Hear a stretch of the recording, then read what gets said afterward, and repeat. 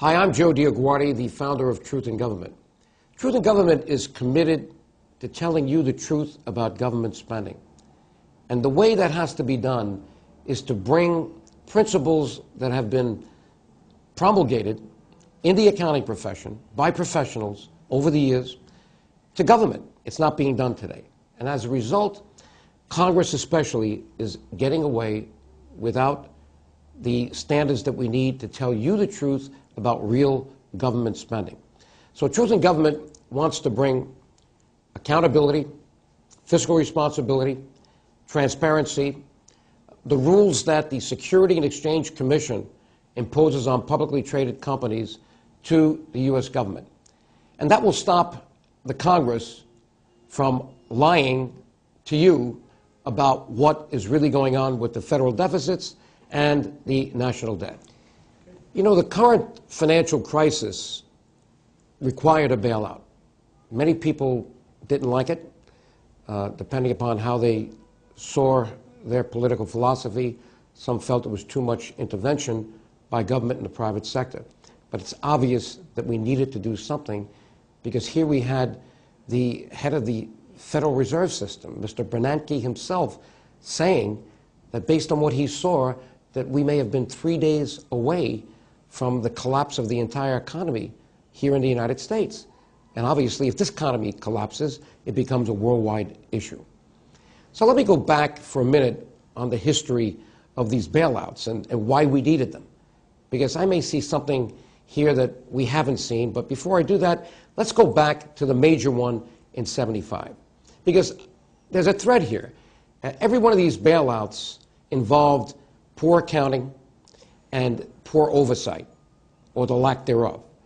When we went back to 1975, and I had experience with that one, it was a terrible set of books. Nobody could piece together the financial condition of New York City.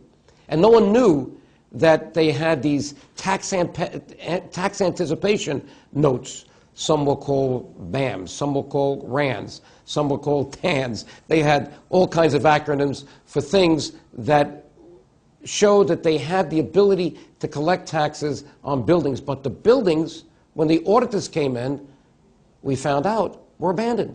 They would never collect these taxes. So here you had a terrible set of books. My old firm, Arthur Anderson, had to bring in some of the best people to put together a financial statement for New York City. And we took New York City off the Mickey Mouse cash basis they were on. And unfortunately, the United States government is still on that system. When you go to the next bailout, the savings and loan situation, why did that happen? Well, we had some very greedy people that were mortgaging commercial properties. Don't forget, these weren't houses, commercial properties. And they convinced the Congress, in order to cover up the extent to which they were doing it, to pass something called regulated accounting principles for these savings and loan organizations so they can almost pick their own values for the assets. That was a formula for disaster, and it just continued the problem to the point where it couldn't be solved, and we had to have a massive government intervention that cost the taxpayers $500 billion. Now we come to today, and there are many other things I could have talked about that went wrong, but keeping on the track of the major problems, we have the crisis that was created by the mortgage industry initially, the banks, but then Fannie Mae and Freddie Mac, because they were created by Congress as quasi-public private entities to make sure that people get into home ownership. Well, when you look at what happened is the accountants and the oversight didn't do their job.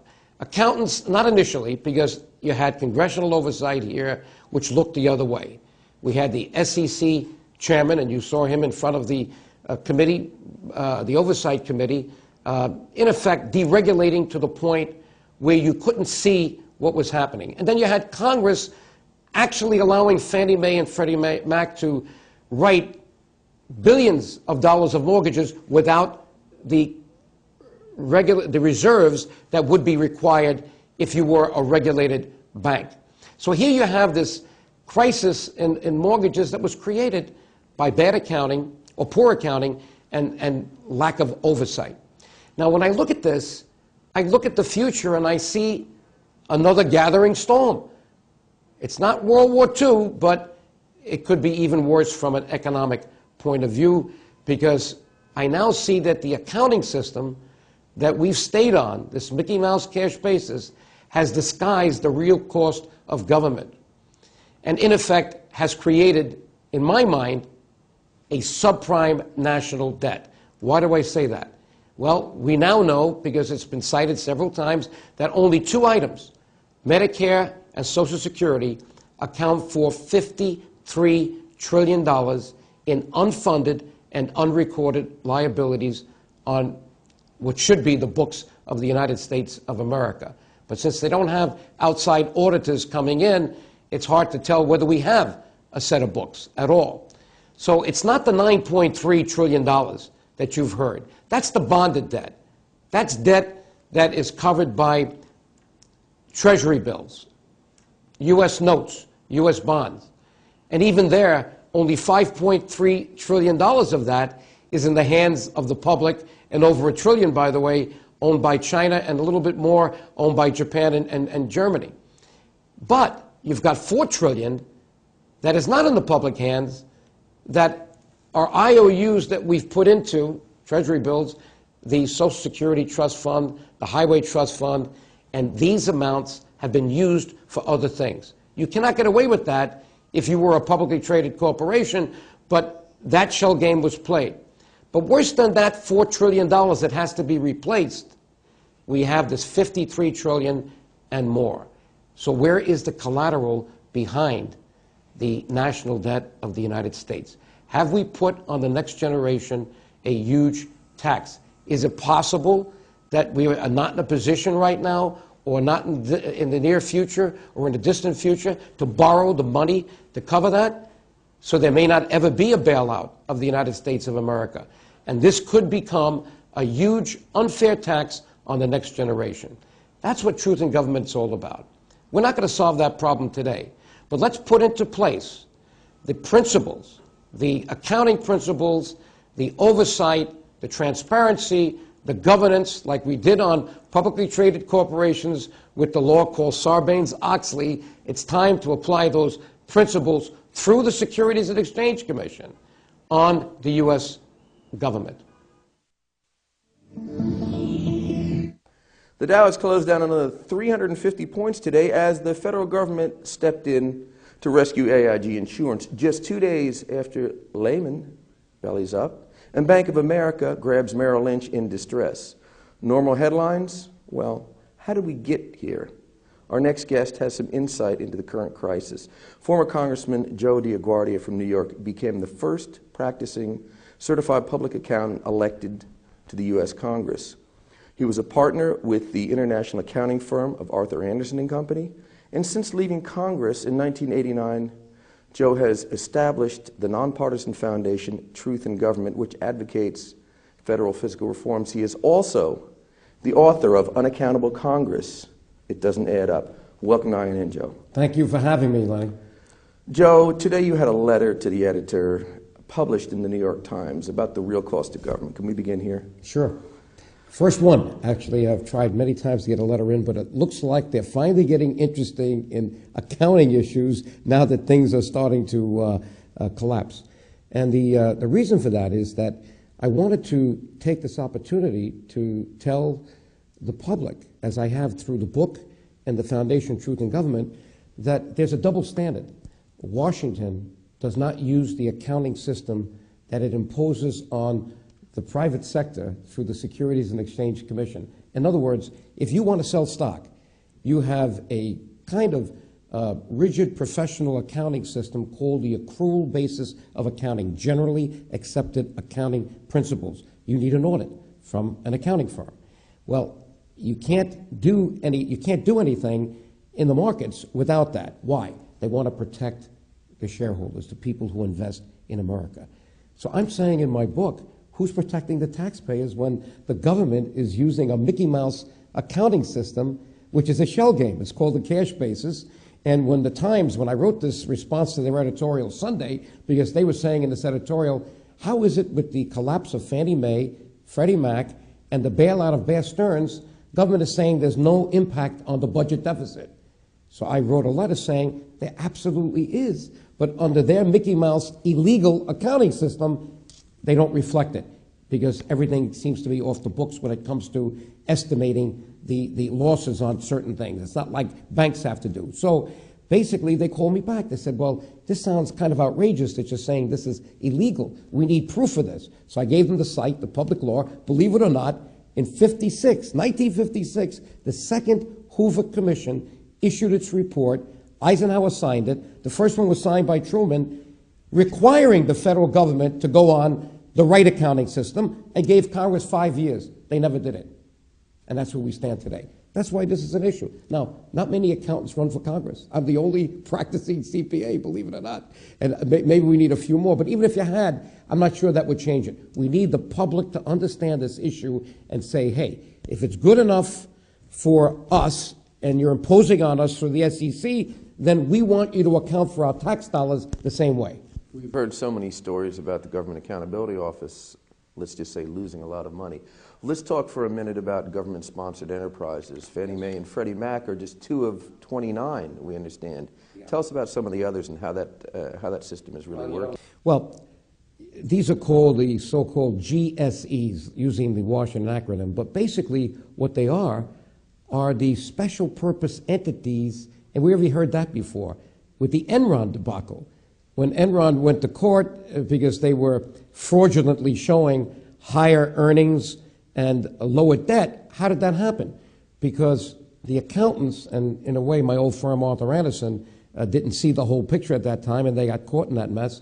The accountants, what they were doing, and the management, they were putting things off the books in order to make the Enron accounting look better. So therefore, it was much worse than they knew until the end, and things started to collapse. That's what's happening now. You know, Fannie Mae and Freddie Mac just didn't collapse overnight.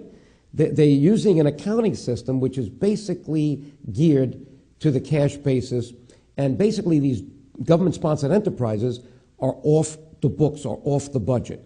So it's only when there's a big catastrophe requiring a bailout that you start hearing about this, because then they want to go and the taxpayers have to come up with the money. They did this in 1988 with the Resolution Trust Corporation when you had the S&L crisis. This is a repeat of that. In fact, it may be even more with these subprime mortgages, which they have not yet fully measured. So basically what you have are entities which are off the budget, you might say off the books of the United States of America, yet they're able to float bonds. And people would say, if you ask them, well, yeah, people are buying the bonds because they think the government is backing them up, but that's an implicit guarantee. And in my book on page 47, I said, wait a minute, implicit guarantee, if these things go under, you bet your bottom dollar that the government is going to have to stand behind them.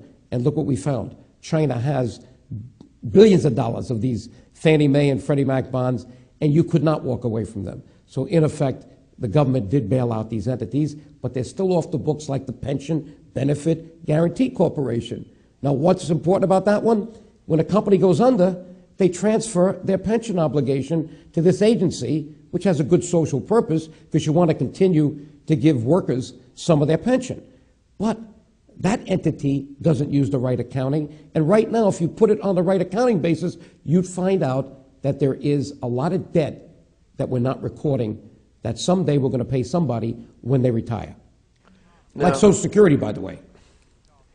This problem, it is, you talk about the federal government, this also carries over into the states, and this is also going to be a problem concerning pensions at a state level. We understand New York and Albany are certainly dealing a lot with this. Tell us. Well, let's talk about New York. Let's talk about New York. We're here. New York is a real problem. Look, the politics is so right now skewed up and confused and manipulated, and nothing's changed. Here's the governor trying to do the right thing, to try to cover a $6 billion shortfall in the budget. He said, you're going to have a special session of the legislature, brought him back August the 19th. Don't forget, this is a part-time legislature. They go out on June 30th. And to try to cut $1.6 billion, he can only get them to cut $400 million. Now, what does that tell you? It tells you we're going to have to borrow a lot more money. But guess what that's done to New York State? We're now number 49 in terms of the worst bond ratings in America, 49 out of 50 states. Now, it's not only because of the budget deficit. Guess what else we have? What Washington has with these government-sponsored enterprises, what Enron had, it's called special purpose entities, we have them too in New York State. They're called authorities. We have 600 authorities off the books. Many of them are small, Mickey Mouse, don't add up to anything. But you got some big ones, the Metropolitan Transit Authority, the Power Authority. Now, many times when these politicians decide they want to find a nice place to put their friends, they give them a job, the Battery Park Apartment Authority. There's one of the authorities. Look at some of the salaries being paid to some of these old Pataki guys, and I'm sure the Democrats did the same thing. You're talking 150, 200,000. Why do they end up with those nice big salaries there? Because they know they're only going to be there for a few years. But guess how they calculate the pensions in New York State? It's the average of your highest 3 years. So they build up this nice big salary base. Now they get a lifelong pension, which they never would have been entitled to before. Worse than that, look what happened in Yonkers lately. Detectives, overtime, $100,000 on top of a base salary of $120,000-$125,000. Why? Because someone is letting them work in the last 3 years to build up the pension. Now that goes somewhere into the pension obligations of the state. Now, it's a very complicated mess. But what's wrong with picking up the accounting system that the SEC requires business to use in order for you to sell your stock or your bonds to the public? If we can protect the public, the shareholders, the investing public, we have to protect the taxpayers too. Before we have to go, you've written about the need for a capital budget in Washington. Tell us a little about that. Well, here's another interesting thing, and I point that out in the book, in an article I wrote recently that appeared in Gannett, and I wish more papers would pick it up. And I've sent this to both campaigns, by the way. It's very important, because 37 states have a capital budget. Every corporation in America that sells shares has a capital budget. Washington doesn't have one. What's a capital budget? Capital budget is to project and prepare for the expenditures for assets. For instance, if I have an aircraft carrier that's going to cost $1 billion, that's an asset. Now, it might go down tomorrow in a war, but at least you got to put it on the book as an asset until you lose it. What does Washington do? Out of the almost $3 trillion we're going to spend next year, this is next year's budget, $500 billion are on those kinds of things, buildings, big equipment. I'm not talking about putting bullets on the books as assets, but capital type items. And yet they go right into the budget deficit. A capital budget would say, hey, these are assets. Put them on the books as an asset, float the bonds as infrastructure bonds, and pay those bonds off over the life of those assets. And what does this do? It's good social accounting. Why? Because now you're spreading the cost of these things over several generations. Who's benefiting from it? But the way they do it right now, it hits only this generation, gets put into the budget deficit, and it gives, and I saw this in Congress, Lenny, it gives the people who are now in charge of these assets the idea, oh, these are already written off, maybe next year I can sell it and bring it back in as cash so it looks like I'm making money on a cash basis for my next budget to impress my friends. Hey, this is big money when you're talking about $500 billion a year. Let's put it on the books. And why is this good? We have to rebuild America. The infrastructure problems in America. Why did I write that article last year? I wrote it the day after the bridge came down in Minneapolis, because I heard there could be another 1,000 bridges around America that are deficient. The engineers were saying this. So let's rebuild America. And what does this do? It puts people back to work when the economy is bad. Who did this? A great Democrat, FDR, and a great Republican, Eisenhower. They rebuilt the infrastructure of America, the roads, the electrical system. Let's do it, and let's not be afraid to spend. I'm a fiscal conservative, all right? And I'm telling you, let's not be afraid to spend, but don't put it in as an expense. Put it on the books as an asset, and let's then pay that bond off over the useful life. You know what some people are saying now? Oh, we got to sell the Thruway or the Triborough Bridge or something to a private corporation. Well, let me interrupt you there. Are you an advocate of privatizing everything that isn't nailed down, which seems to have been the model of this administration going back to the Reagan administration also? Absolutely not. There are things that are so important for the public, and to become a hostage to a corporation that wants to maximize its bottom line when you need to get to work, and now you don't know if they're going to raise the tolls, you know, beyond a certain amount. That's not right. No. There are certain things maybe you can privatize, but the infrastructure of America to get to work, the waterways, things that are so important, I can't see government giving that license up to the private sector. In some cases, there may be a legitimate private-public partnership. For instance, we want to build now a new tunnel under from Brooklyn to Port Elizabeth to get this is Jerry Nadler, great liberal Democrat. I'm a conservative Republican. I love Jerry. We just had dinner the other night. He's smart. He knows he's had this idea from when he was an assemblyman, and now he's on the committee in Washington for transportation. They're already doing the master plan for it, or they call it the master study for the environmental and the economic benefit. It shows this would have a great economic benefit.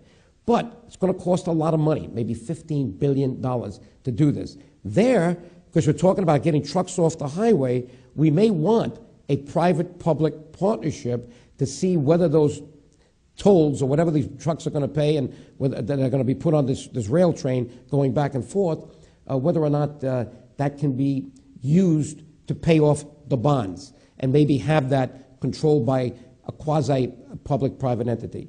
Now, why is that important as an idea? 9/11 showed us that this side of the Hudson is a hostage. God forbid one of these bridges go down, Tappan Zee, George Washington, Verrazzano, you're cutting off the flow of goods. Most of our goods don't come into Brooklyn by boat. They go to Elizabeth, New Jersey.